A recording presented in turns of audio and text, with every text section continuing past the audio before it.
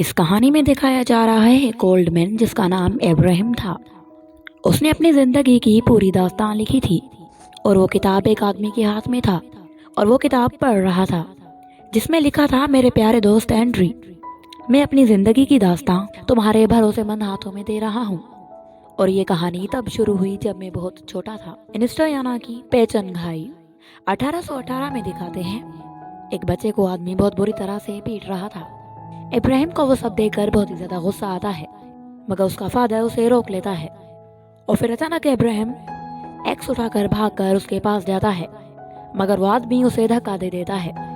इब्राहिम गिर जाता है और उसके बाद इब्राहिम का फादर उस आदमी को मारने लग जाता है। और फिर इब्राहिम के पेरेंट्स उसके पास आते हैं और उसे संभालने लगते हैं। और तभी वहां पर एक आदमी आ जाता है और कहता है कि तुम सबको आज़ादी की इतनी ज़्यादा फिक्र है तो ठीक है, मैं तुम लोगों को काम से निकालता हूँ और जिस रकम की तुम अदायगी कर रहे थे वो मुझे इसी वक्त चाहिए। और लिंकन उसे मारने की कोशिश करता है और मिस्टर बेसिम उस पर गन तान लेता है और बोलता है, रकम वसूल करने के और भी बहुत तरीके हैं। और उसके बाद रात के वक्त दिखाते हैं इब्राहिम पढ़ रहा होता है और अचानक डोर खुलता है। इब्राहिम जल्दी से छुप जाता है और वो देखता है कि कोई उसकी मॉम के हाथ पर कुछ पढ़ रहा था और अचानक वो इब्राहिम को देखता है। इब्राहिम बहुत ही ज्यादा डर जाता है। अगली रोज दिखाते हैं इब्राहिम की मॉम की हालत बहुत ही ज्यादा खराब थी। वो तकलीफ से चिल्ला रही थी। उसे एक ऐसी बीमारी हो गई थी जिसका कोई इलाज नहीं था। और उसके बाद इब्राहिम उसके पास आकर लेट जाता है और कहता है कि माँ, मैंने कुछ लिखा है, मैं आपको पढ़कर सुनाऊं। और वो पढ़कर सुनाता है और फिर अचानक उसकी मॉम की मौत हो जाती है। और उसके बाद उसका फादर उसे बोलता है, वादा करो तुम बदले की आग में नहीं जलोगे। 9 साल के बाद दिखाया जाता है इब्राहिम को जिसका फादर मर चुका था और इब्राहिम अपने वादे से भी आज़ाद था, लेकिन उसे खुद पर शक था कि वो बदला लेने के काबिल है भी कि नहीं। और तभी उसे एक आदमी बार में मिलता है और कहता है कि इतना नशा कोई तब करता है जब वो किसी से बदला लेना चाहता है या किसी लड़की से प्यार करना चाहता है। इब्राहिम कोई जवाब नहीं देता, वहां से चला जाता है। और उसके बाद दिखाते हैं वो छुप कर कुछ लोगों को देखता है जो आपस में बात कर रहे थे। और एक आदमी कहता है कि गुलामों को वहां पर भेजो, हमारे बिशाश भाई भूखे होंगे। इब्राहिम एक पर गन तान लेता है और कहता है कि ये मेरी माँ के लिए, लेकिन गोली उस आदमी पर कोई असर नहीं करती और इब्राहिम भागने लग जाता है और एक रूम के अंदर आकर डोर बंद कर देता है। और उसके बाद वो गन में गोलियां डालकर उस पिशाच को गोली मारता है और फिर वो बाहर आकर वहां से जाने लगता है और फिर वो गन भी फेंक देता है। और तभी पिशाच उसके सामने आ जाता है और उसे खूब मारने लग जाता है। और तभी वहां वही बाहर वाला आदमी आ जाता है जिसका नाम एंड्री था। वो उस पिशाच को मारता है और उसके बाद दिखाया जाता है इब्राहिम को जो चौंक कर उठ जाता है। वो एक रूम के अंदर था और वो काफी ज्यादा घायल था। वो उठता है, इधर उधर देखता है और फिर वो एंड्री से मिलता है। एंड्री उसे अपना नाम बताता है और कहता है कि ये मेरा घर है और मैंने तुम्हारी जान बचाई है जब तुम किसी को मारने की बेकार कोशिश कर रहे थे, वो भी नशे में धुत होकर। तुम्हें शायद ये भी नहीं पता कि तुम्हारे दुश्मन कोई आम इंसान नहीं बल्कि पिशाच है, कभी ना मरने वाले, खून पीने वाले, लेकिन मेरे लिए उनका शिकार करना बस एक शौक है। इब्राहिम उसे बोलता है, तुम उन्हें मारने में मेरी मदद करो, मैं तुम्हें इसके लिए पैसे दूंगा। एंड्री बोलता है कि मेरा हुनर बिकाऊ नहीं है और सिर्फ बात एक को मारने की नहीं है, सबके खात्मे की है। इब्राहिम बोलता है, उन्होंने मेरी माँ को मारा था। और उसके बाद एंड्री उसे बोलता है, अगर मैं तुम्हें ये हुनर सिखा दूं कि उन्हें कैसे मारा जाता है, लेकिन तुम मुझसे एक वादा करो कि तुम बदले की आग में नहीं जलोगे बल्कि एक शिकारी की तरह उन्हें मारोगे, ना आपके दोस्त होंगे और ना ही कोई फैमिली। इब्राहिम उसकी बात मान लेता है और उसके बाद एंड्री उसे जंगल ले आता है और कहता है कि मैं चाहता हूँ इस पेड़ को एक ही झटके में काट दो, ऐसे समझो कि ये तुम्हारा दुश्मन है जिसे तुम सबसे ज्यादा नफरत करते हो। इब्राहिम कोशिश करता है और उसके बाद वो एक भरपूर वार में पेड़ को काट देता है।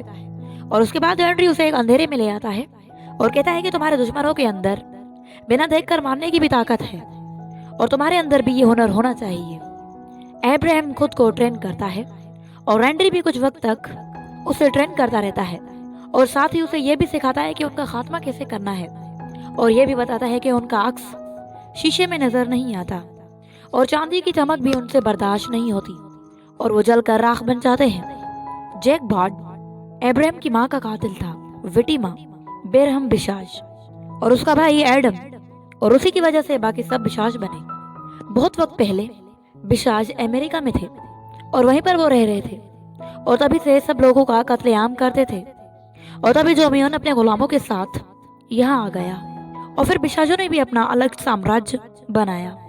और अब ये हमारी जिम्मेदारी है कि उन्हें मारकर अमन बरकरार रखें ताकि ये मुल्क इंसानों का बना रहे, ना कि राक्षसों का। और उसके बाद स्प्रिंग फेयर 1837 में दिखाते हैं अब्राहम एक शॉप पर आता है और वहाँ एक आदमी जिसका नाम स्पीड था उसे बोलता है, मुझे कमरा रेंट पर चाहिए, कोई सस्ता सा, क्योंकि मैंने सारे पैसे कानून की किताबों पर खर्च कर दिए हैं, अब मेरे पास कुछ भी नहीं है। स्पीड बोलता है, यहाँ पर ऐसा कोई कमरा नहीं है और ना ही आपको यहाँ पर कोई कमरा मिलेगा। अब्राहम वहाँ से जाने लगता है। स्पीड उसके पास आता है और कहता है कि एक कमरा है, बशर्त यह है कि आपको उसके बदले में यहाँ पर काम करना होगा। अब्राहम मान जाता है। वन डे वो शॉप पर काम कर रहा था और एक लेडी वहाँ पर आती है जिसका नाम मैरी था और तभी वहाँ उसका फियांसे भी आ जाता है जिसका नाम डैम था। और उसके बाद दिखाया जाता है अब्राहम को जो तैयार होकर कहीं आता है और वो एक बिशाज को देखता है और वो बिशाज उसे मारने की कोशिश करता है और अचानक अब्राहम उल्टा लटक जाता है और वो बिशाज उसके पास आता है और उसे मारने की तैयारी करता है। अब्राहम खुद को बड़ी चालाकी से खोल देता है और फिर उस बिशाज को मार डालता है। अगले दिन दिखाते हैं वो शॉप पर था और तभी स्पीड उसके पास आता है और बोलता है, हमें पार्टी में जाना है और वहाँ पर मैरी भी होगी, उसे अपनी जान पहचान ही बढ़ा लेना। और उसके बाद दिखाते हैं वो पार्टी में आते हैं। मैरी अब्राहम के पास आती है और वो दोनों एक साथ डांस करते हैं। वो दोनों एक दूसरे को पसंद करने लगे थे। और उसके बाद दिखाया जाता है अब्राहम को जो एक बार फिर बिशाज को मारते हुए नजर आता है और वो बिशाज का सर धड़ से अलग कर देता है और उसके बाद उसे दफन करने लगता है। और उसके बाद दिखाते हैं वो मैरी के पास नजर आता है और मैरी को बिशाजों के बारे में बताता है, लेकिन मैरी उसका मजाक उड़ाती है और वो दोनों एक दूसरे के साथ बहुत ही ज्यादा खुश थे। और उसके बाद दिखाते हैं बेटी माँ को जो अपने भाई के साथ बैठी हुई थी। एडम बोलता है, मैं उस इंसान से मिलने को बेताब हूँ जो हमारे साथियों को मार रहा है। और वहाँ अब्राहम लॉ बुक पढ़ रहा था और तभी उसके बचपन का दोस्त विल उसे मिलता है और वो दोनों बहुत ही ज्यादा खुश होते हैं। विल उसे बोलता है, अच्छा हुआ तुम वकील बन गए हो, मुझे वकील की जरूरत थी, मैं गुलामों को आजाद करवाना चाहता हूँ। अब्राहम बोलता है कि ठीक है, काम हो जाएगा।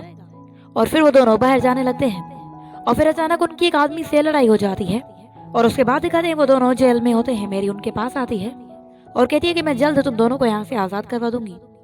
और उसके बाद दिखाते हैं अब्राहम को जो एंड्री से मिलता है और उसे कहता है कि मैंने आज तक तुम्हारी बात मानी है, लेकिन अब तुम मुझे ये बताओ कि मैं आखिरकार जैक का शिकार कब कर पाऊंगा। एंड्री उसको चांदी दिखाता है जो एक वॉच की सूरत में थी और फिर वो बोलता है कि वक्त आ गया है, लेकिन वो बहुत ही ज्यादा खतरनाक है, अपना ख्याल रखना।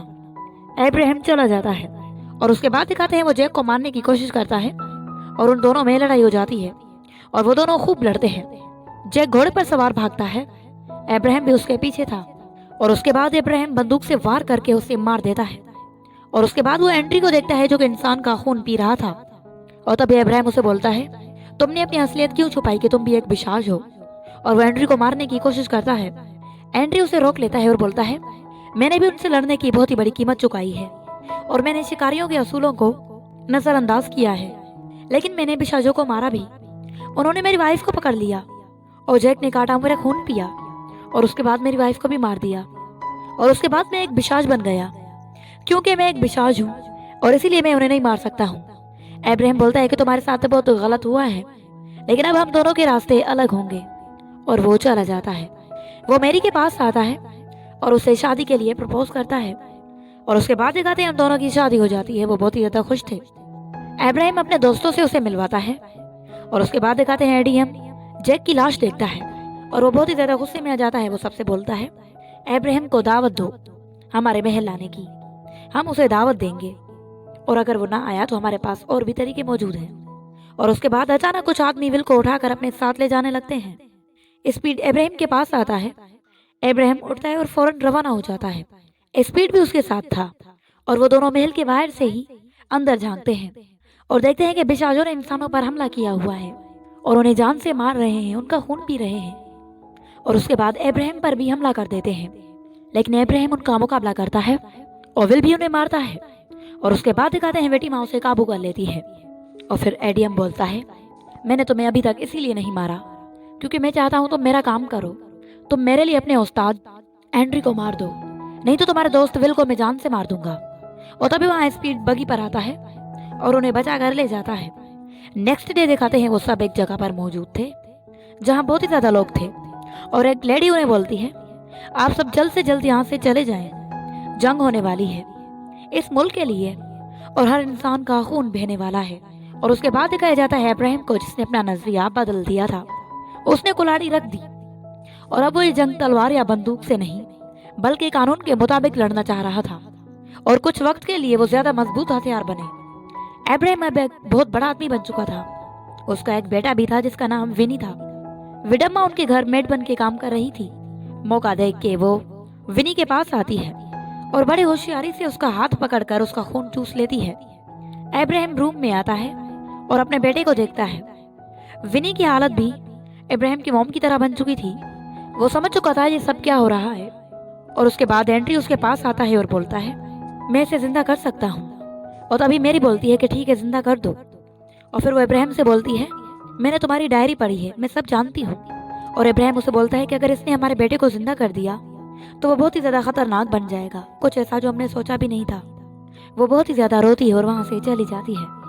एंड्री उसे बोलता है कि तुम अब तो मेरी बात मान लो, जब तुम और बच्चों को बलि चढ़ता हुआ देखोगे। और उसके बाद दिखाया जाता है बहुत सारे लोग जो जंग के लिए जंग के मैदान में उतर चुके थे, लेकिन सारे सिपाही मारे जा चुके थे क्योंकि आगे से बिशाश थे।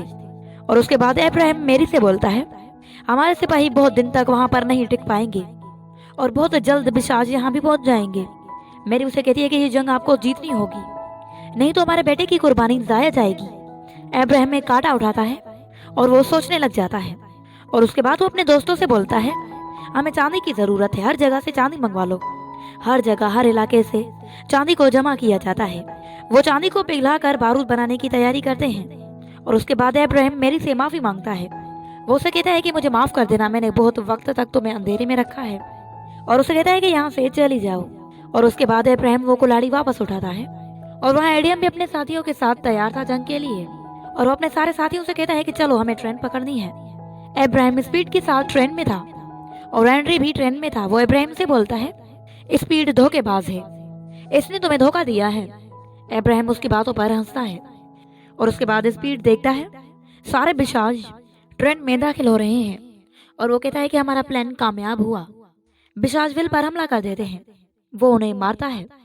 और उसके बाद इब्राहिम और विल दोनों मिलकर उन बिशाजों को मारने लगते हैं। और उसके बाद इब्राहिम एडम से लड़ता है। वो इब्राहिम को काटने वाला था, एंड्री ने उसे बचाकर खुद को घायल करवा दिया था। और उसके बाद एडम चांदी ढूंढने लग जाता है, मगर ट्रेन में कोई चांदी नहीं थी। वो बहुत ज्यादा गुस्से में आ जाता है और एंड्री को मारने लग जाता है। और उसके बाद वो स्पीड के पास आता है और उससे कहता है कि चांदी कहाँ है। स्पीड कहता है कि यही होनी चाहिए थी। एडम उसका गला दबाता है और उसके बाद उसे काट देता है। इब्राहिम बहुत जोर से चिल्लाता है, ट्रेन का एक डब्बा उससे अलग हो जाता है। विल इब्राहिम अपनी जान बचाने की कोशिश करते हैं क्योंकि वहां पर बहुत ही ज्यादा आग लगी हुई थी।